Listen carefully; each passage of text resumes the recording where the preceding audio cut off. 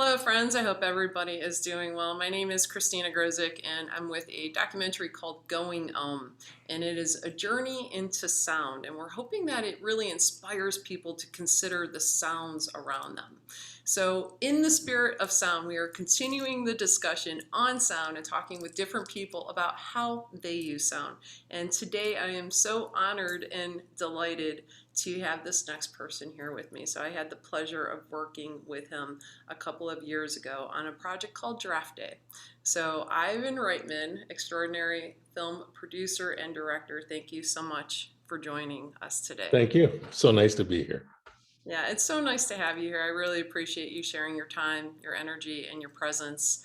And, thank you for your passion. It was so cool to watch you in action and see your passion for detail and bringing things together. You have created so many laughs. And as somebody that's into wellness, laughing is so good for us. So thank you for spreading the wellness all over the place, right? I Thank really you. appreciate it. Thank you for Yes. those nice words. Well, so true, right? So really appreciate it. And it's inspiring just to watch you work is so inspiring. So I appreciate that We'll too. see what you think by the end of this interview. I'm sure it's going to be great. So let's talk about film and sound. Let's talk about how that works. So how important is sound in a film or a TV show?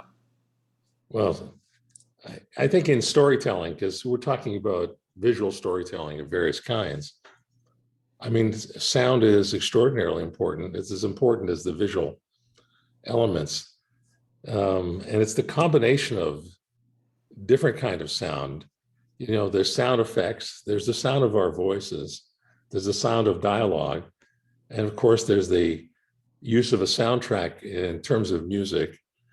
And it's all those combined things that create the emotional impact of what you're trying to do. Yes, you're cheating it.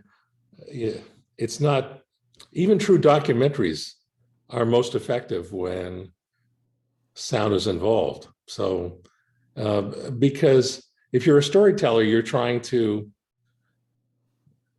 emotionally control what your story does, and you're always looking for the props that help the emotionality of the story, and sound is such a tremendous amount. All you have to do is, if you walk into your living room and turn on your television, and when a film is playing, and you turn the sound off and you just watch it, yes, you can get involved in a particularly fairly skillful edited film will maybe catch your interest, but then watch what happens when you turn up the dial and you start listening. It just really comes alive. The three-dimensionality of what is happening is affected so much by the sound of it. Yeah, thank you. Thank you for that. Yeah, it's amazing to me the emotions that sound can bring into things. Even something like a song. I mean, there's certain songs that when I hear them, they either really bring excitement and I'm like, oh, I might have been going through that part of the day where you're a little like, dropping in energy a little bit, and you hear a certain song and it just energizes you, or a song that brings you to tears. So it really can elicit a certain kind of emotion within us, I think. So is there a specific scene that you can think of that we can maybe say, oh, if the sound was different in that scene, whether it's a sound effect, whether it's the music that was altered, a particular scene that comes to mind that you're like, oh, for example, here's this scene. um, yeah, that's a hard one. Um, well, I think of Ghostbusters, and and our quartet of heroes are on top of this rooftop at the main building of the building, and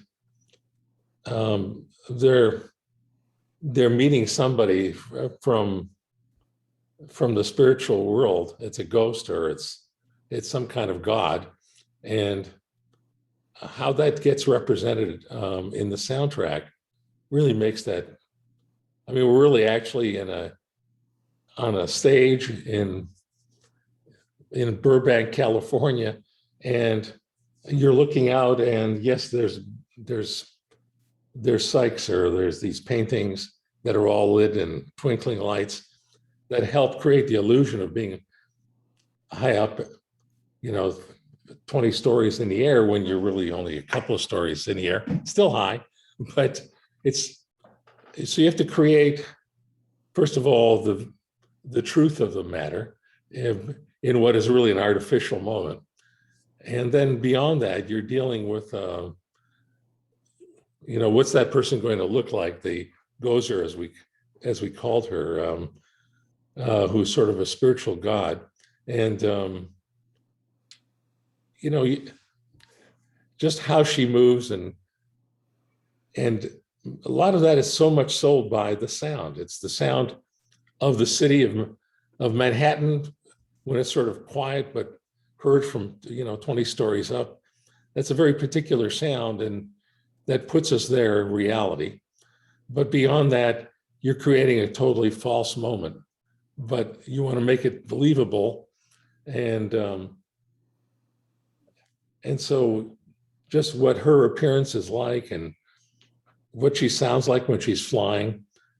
And then finally, the appearance of the big marshmallow man. And we tease it by hearing footsteps in the distance.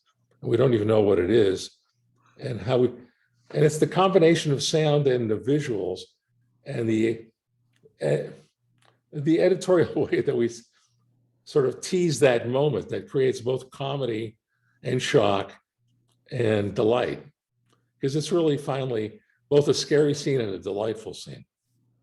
I mean, you can break down any kind of scene and try to tell what we're experiencing as an audience. And the job as a director is to sort of mix all these tools together so that you get the most believable or the most delightful moment. Yeah, those are such good points. Thank you for sharing them, because if the Marshmallow Man just popped up, if we just saw like a cityscape and all of a sudden there weren't any of those sounds and we just see this figure appear, it would still be fun and cool, but maybe less effective without all the sounds building it up, right? So yeah, totally. And it takes a while for the music to get going in that. And you're hearing the big giant footsteps, but they're very, very distant, and and part of the distance gives us a sense of scale. It's really far away. You can still hear it, but it's not really here, as opposed to the sound of it approaching and crushing cars and doing all that sort of thing. That you're trying to create reality, but in that case, we're trying to create comedy, and I thought sound had a lot to do with it. Yeah, I love that scene so much. Yeah, bravo, bravo on that. I could watch that scene over and over and over and over again, the entire film actually. So, and we've got exciting stuff to announce here in a little bit, related to the Ghostbuster theme, but not quite yet. And I think if everyone knew what went into making like 1 minute of a film or a project, everything would be different. So much goes into it, so much attention to detail, like from the sound to, building it, and, the backdrop and the hair and the makeup and all of it, all of it. I mean, it's phenomenal, the process. So thank you for your dedication to Well, this the illusion is craft. created. I was cutting you off because I couldn't take any more flattery. the but you're creating an illusion as a film director. I mean, it's at its heart, unless you're doing, even in documentaries, because most of the things you're doing in documentaries aren't necessarily happening exactly at that same time that you're shooting it at, and you're mixing things up to sort of create an effect and to make sure that you tell the story clearly and that you get the emotional and political effect that you're trying to achieve. And I mean, in A Strange Way, Draft Day, the movie that you helped us on, really has a whole different kind of sound design because it's not, the illusions are different. I mean, the illusions in Ghostbusters are science fiction and comedy, and you're really creating kind of sort of a parallel universe of reality. When you're telling that kind of story. And draft day, I mean, is a real event, and we were trying as hard as we could to recreate reality. Part of it was we actually shot in the real draft by, our first few days of shooting on that film really it was the last time the draft took place at Radio City Music Hall. And I just was able to get permission from the National Football League to bring my own cameras in and my own actors and place them into a real situation as if, and film them whenever I could against this huge audience that was in Radio City Music Hall. And we sort of recreated a truth that was really my truth, but it was melding with the truth of the draft of that particular year. And I knew what I needed to get. I mean, I was pretty economical about, I wasn't really shooting the draft. I was using the draft to recreate our reality for our film. I didn't realize that it was actually while the actual draft was going on. That's so cool. Yeah. All that stuff at the beginning, and whenever we cut back to Radio City Hall, and I mean, I was able to talk the commissioner into, coming on with our script and our characters and announcing them in between the real things. So I wanted to shoot it there because it's the only time you get 3,000 or 4,000 people crammed into that building, actually more. And so I wanted to be able to film that at the same time, because you can fake it, but it's not the same energy. I love that you just said that so much, because yeah, there's a different kind of energy in different situations. I love that you just said that. And yeah, I And can't. we feel it, we as Yeah. an audience, even if we don't know anything about it or have never gone to the draft, never even watched the draft on TV, we sense we sense when the veracity is palpable, and you try to do that as much as you can in any kind of film, ranging from something quite realistic like Draft Day, to something as science fiction and made up as Ghostbusters. Yeah, in the wellness community, we have a saying that we like to pass along, and it's your energy speaks before you say a word. So, and I think that's so true. You can feel the difference. You can feel the difference for sure. So I know earlier you had touched base on the voice even, and that the voice has a certain quality and a certain value to it. So when you are looking for someone to do voice work, right? When you're looking for someone to do that, what attracts you to a voice? Well, it's everything, that it's appropriate, that the voice sounds like it should be there. It should be in that scene. Now that's called, good casting, first of all.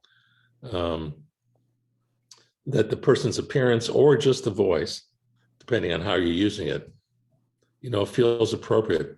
I made a film called Dave about 10 years, and I can't remember how many years ago anymore. And it was the first time I was shooting in Washington, and I wanted to cast the entire movie as that you could believe that these people are appropriate, that they would really be working in politics, that they sounded not just educated, but that they sounded like they've spent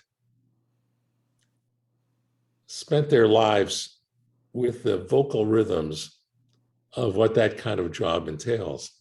And I was very careful in the casting that I found people that sounded real, as when they said the things that they had to say in the film. And I think it's one of the aspects of the story that makes it work is that you really, when they speak, I don't know, there's something not just about the accents, but there's a way that people sound depending on their job as they get used to.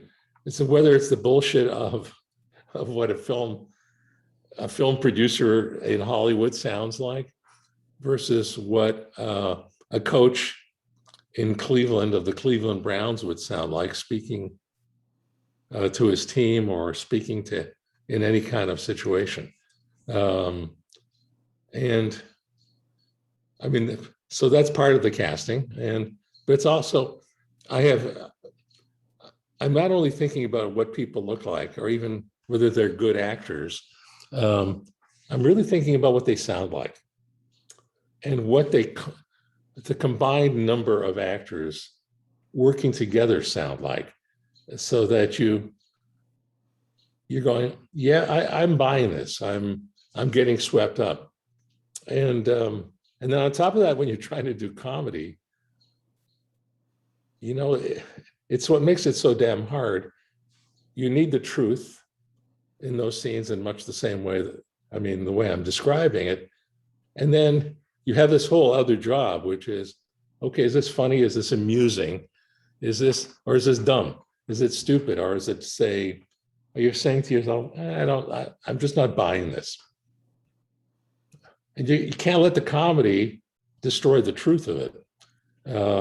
They sort of have to work hand in hand. I love the way you just presented that. And my head is just like the wheels are turning right now. You've given me so much to think about in that, because it's not just someone's acting ability. It's not like, do they look the role of the person that you want to cast them as? It's the symphony, almost like forming almost like a musical group. Right. The resonance of the voices, they all have to, relate to one another, and it's almost like a symphony in a way. I've never looked at it that way. But yeah, thank you. You often wonder, well, what makes a really good movie? What makes you think, oh, this is so cool? Yes, that's a good script. Those words seem to be delicious when you hear them, but there's something about the sound, the chorus of the group of people that have been placed together in any particular scene, and that it continues that way through the whole story, that you buy into the legitimacy of what you're watching. And that goes such a long way to convincing us to either laugh or cry or be emotionally involved, because your brain is going, oh, this is the truth. I'm believing the truth of what this film is, even if it's about, ghostbusting. And so, I worked very hard in that film sort of to build the kind of domino theory of reality, where you're believing step by step and you're buying into the reality of ghosts right from the very first scene of the film. And like you're in a library and books start floating, and so there's tricks, and there's also the use of music is so important. We haven't talked about that, but in terms of the symphony of sounds that you're creating, sometimes it's just Elmer Bernstein was the composer. Actually, but I worked with him about 7 times. He's was one of the great composers of all time. He's passed away now, unfortunately. And he introduced me to an instrument I'd never heard before on Ghostbusters called an en martineau, which is a 19th century mechanical instrument that created that, that kind of high sort of ghostly sound. It's all done, I can't even, by strings that are pulled mechanically in an instrument that looks like a piano almost, with keyboard, but you can affect it by the amount. I think there's some switch that you pull that stretches the notes in a kind of ghostly manner. And he just thought it would be very appropriate to use it as a kind of sound leitmotif to the music. What was the name of it again? Can you repeat the name? On, it's O-N Martineau, which is probably the name of the inventor from the 19th century, Martineau. Okay, thanks. Yeah, I can't wait to look it up. I don't I know. hope I spelled it right because I'm making that up. It's So okay. Yeah, yeah, it's okay. We'll find it for sure. But yeah, I mean, I don't think you could have found a better fit. And you've given me so much to think about already. Even at this point, just because you are like the authenticity of something, you can tell the difference, and you're creating a world. You're creating this world, right, with actors playing roles, but even in that moment you are creating this authenticity that would go in that moment. And when I watch one of your projects, you feel that, like I can feel that, and I mean, I think that's really hard to create and do. I think it's hard sometimes for people in everyday life to be authentic in who they are. So to create it in a world that's not real, that just puts a whole nother level and layer to it. So yeah, thank you. You're giving me so much to think about. I really it's appreciate it. also particularly true in comedies. People think, well, nothing counts. As long as it's funny, it's fine. But in a strange way, it's harder in a comedy because it's so easy to be dumb or goofy or many derogative words that take us away from the truth of our responsibility to tell the truth in a comedy is as strong as it is in a drama. In a strange way, almost way more difficult to achieve because you're fighting truth by exaggerating certain things, by doing things for comedic effect that often undercut the truth of it. And it's balancing that out so that it works. I mean, it's for me that tonal quality is the hardest thing to achieve. And it was interesting, and again in Draft Day, because it's really not a comedy, although I I felt it should be humorous. It's not a laugh out loud movie like Ghostbusters or Stripes, um, but it should make you chuckle at least or be amused uh, as you sort of try to discover this new world that most people don't know that much about. Yeah, and I think that, I mean, at least from my perspective, I mean, I think that you can work in so many different genres and still every time, it's like you feel like you're part of that experience. And You I, hope, yes, yeah, you so hope to achieve that. yeah, yeah. So I know time wise it's kind of tight today, so I want to honor your time. So let's flip to the personal side of things. So what sounds impact your world? So I do understand. And I just want to kind of point this out. I was so excited when I found this out that you actually have a music degree and that you were in a singing group at one point. So sound has Twin always Tone Four. That's they twin were called the tone. Twin Tone. We were called Yeah, the Twin Tone. We had twins. There was four of us. I love that. I We love that. sang folk music, and we actually played a couple of clubs in Toronto, but mostly it was weekend parties for an hour or a half hour.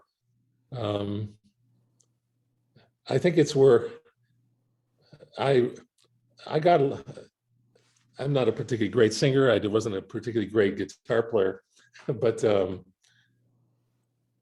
what I did get was a certain level of confidence from getting on a stage and trying to hold an audience for whether it was 15 minutes or for a whole concert, which we did it a few times, um, and being able to speak to strangers and and amusing them and hopefully making them laugh. You, I mean, as a sort of 18 or 19-year-old guy doing that, that was, I think that was an important part of my education. It sounds like it. Yeah, it sounds. I mean, I can't like. I'll tell you. I mean, now I can speak publicly, but at one point, I worked for the state of Ohio, and when I did, my boss would randomly call me up on stage and without any heads up and say, "Oh, well, Christina's going to come up and say a few words." And I literally, from the time I heard that, my heart would race so hard that I couldn't hear anything. And I'm like, I'm going to pass out before I even get up on the stage, And I think, but that experience helped me to, going through that experience helped me to kind of overcome that fear too. So I think it's interesting how those markers along the way really build who we are. So that group, you were up there entertaining these people, playing music for them, and it kind of helped build that confidence within you too, which is such a gift for sure. So what are some of your favorite sounds? Sounds. Yeah. Like when you hear, like, there's certain sounds that when you hear them, it's just like it washes over you and it's like, you know what? Everything is good in the world. It's those moments where we hear certain things. Are there any sounds like that for you or sounds that you really enjoy? Well, I mean, I think back to those days. I can't help but go there at this point in my life and realize how evocative it was to hear just um, a quartet of guitars and bass, just real simple string instruments, you know, acoustically. And there's such a warm and emotional sound to those things together. It's because of my experience. And you could say the same thing about a string quartet or a horn quartet. Um, but I think chamber music is um, so emotional in many ways. It's easy to get swept away when you have a 90-piece symphony orchestra playing away. One of my favorite things is going to the music sessions, where you actually record the music for a film. And um, many of my films, especially working with Elmer Bernstein, was working with the full symphony. And and and you got to go to a room that can fit a symphony. And then think about if you could go into Symphony Hall and listen to an orchestra play, but you're actually standing right next to the conductor. I mean, the thrill of it actually makes me emotional to think about that. It's such a fortunate thing that I was able to do. Yeah, I think those are gifts. They really are. And I think music touches our souls. I think sounds touch our souls. And I think if more of us embrace the sounds around us and really listened, right? I And think, enjoy. yeah, the world would be a different place for sure, for sure. So I love that you had that experience though. Yeah, absolutely. I think just being in the present moment, for me, I don't know about for you, but for me at least, music and sound has brought me to presence. It brings me into that moment where I'm not thinking about it. I'm not worrying about anything. I'm not thinking about anything except for just being there. Well, it sweeps you away, so that you can open up your mind, um, to better things, to things of your imagination and in your mind and of your heart, that takes you away from sometimes the reality of problems or the reality of, oh, I got to get this done by this time. And when I feel tense, I mean, I do just want to listen to music, and it can be almost any kind of music. It's not, oh, it has to be symphonic or it has to be serious. It's great songs from our youth that we grew up on, that we fall in love with. Yeah, and when you hear those, it's like, would you say it's accurate that when you hear certain songs, it literally takes you back to that moment? Yeah, it's the uh, filmmakers learned this quite effectively a long time ago. Um, So when you think back of American Graffiti, the lovely George Lucas film. Um, I mean, what counts in that is just those songs that are playing on the jukebox of that film, and the way it sweeps us back to that era. Mm-hmm.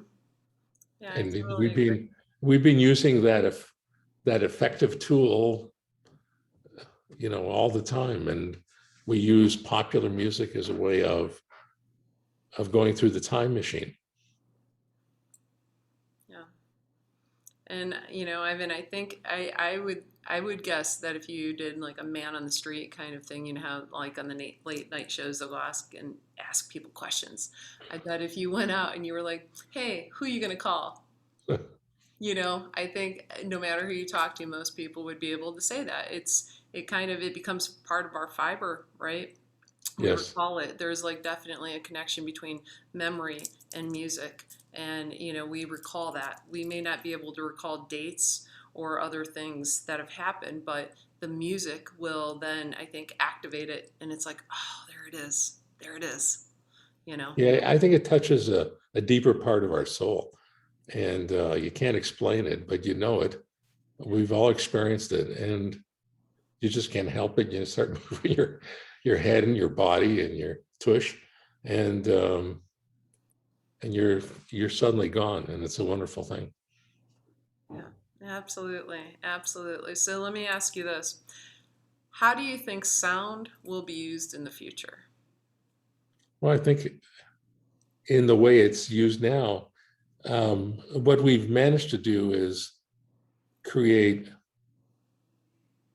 artificial ways um, of imparting it to an audience or to use in your own home in a way that is such a step, I think, forward from.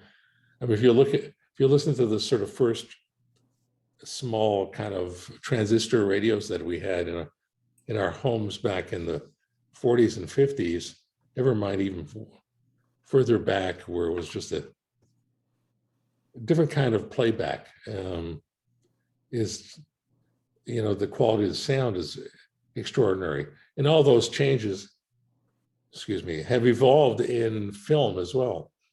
Do you remember the first time you saw color television? Well, you were probably much too young, but um, I mean, I remember that transition from black and white to color TV, um, and it wasn't very good, but it was remarkable. It wasn't very good when you compare it to sort of 4K TVs right now in your home of gigantic size, and more important, and on apropos to what you're talking about, um, the the things that we created for film showings, where we have, we started with mono. It was the same sound coming out of whatever number of speakers were behind the screen, and like those movies sound pretty good. You can listen to a film from the 30s, and they're great, and you get swept away if they're good. I mean, there's nothing like something like The Wizard of Oz or um, Gone with the Wind are spectacular, and they're as spectacular today as they were in 1939. But since then, we've created sort of artificial ways so that even the less than superb movies can sound quite superb, and it's the way the sound sounds, the richness of the bass played through subwoofers, and the invention of stereo. That it wasn't just from a mono source, but the sound field sort of went wider and wider, and then it started to come from behind us as well, and immersed us into it. And now we have this thing called Atmos, which is really a whole line of speakers down the center of a movie theater, or in some lucky homes in their rec room, that really just creates such specificity. And it just, again, um, these are all things that are meant to further the wonderful illusion of storytelling. Yeah, I love it. I love it. Ivan, is there anything else you would like to add on this topic? Um, I don't think that way, but I mean, because one can speak about it all day long. And as much as I would love to do that with you, Christine, I just, um, it's, um, when people used to ask me, what are you going to be at? And I didn't know what a film director's job was. I didn't even know there was a job like that when I was growing up in Canada. And we were, but I had the sense that I was going to be a storyteller. I was a storyteller to other young fellows around the campfire. I went to camp a lot. You can tell from meatballs. But and part of that was I I love I love the opportunity to tell a story and to tell a story to my friends, and was known as a storyteller back when I was just a camper. I could improvise a story if I had to, and I learned to expand on that as I tried to entertain my three children, and I try to do that in my filmmaking. Well, this is selfish of me to say, but I'm really glad that you went down that path, because you've provided hours of entertainment for me for sure. So yeah, and I don't think I'm alone in that. I think a lot of other people would be very grateful, that you pursued that path. So thank you for That's that. very kind of you. Thank you. Well, yeah, I mean, there's people that you encounter, and it goes back to that authenticity that we were talking about earlier, and I mean, I had seen your work. I appreciated your work. I've watched it over and over before I had the opportunity to work for you. And then just watching you in action and just your attention to detail and your passion for your craft. I mean, that stands out in such a way that is remarkable, truly. And it's really inspiring. It's so, like right now, I feel like after we're done, I'm like, all right, what am I going to do today? I'm like energized. Yeah, let's go. So there are people that just shine so bright in this world, and their passion just really shines through as well. And it helps to lift other people up and inspire them. And you are one of those people for me. So thank you for that gift, because that's really what it is a gift that you're giving everyone. Thank you very much. Oh, you're very welcome. Well, thank you so much for taking the time out today, to share your time and your energy and your presence. And I understand that in November, we may see a project that you produced and your son Jason directed and I think wrote. So, coming out in November, we have Ghostbusters The Afterlife, correct? Yes. Yes. I'm So, very proud of it. I'm very proud of Jason. He did a great job. yeah, well, I'm really excited. I'm looking forward to seeing it. So we'll all stay tuned for that. And I've seen the clips online. So if anyone hasn't seen the clips, Google it and check it out. I'm like on the edge of my seat waiting for it to come out. So I think it's Thank going to you. be spectacular. So thank you for everything, Ivan. Thank you for everything you do. Thank you. Okay, Bye-bye. bye.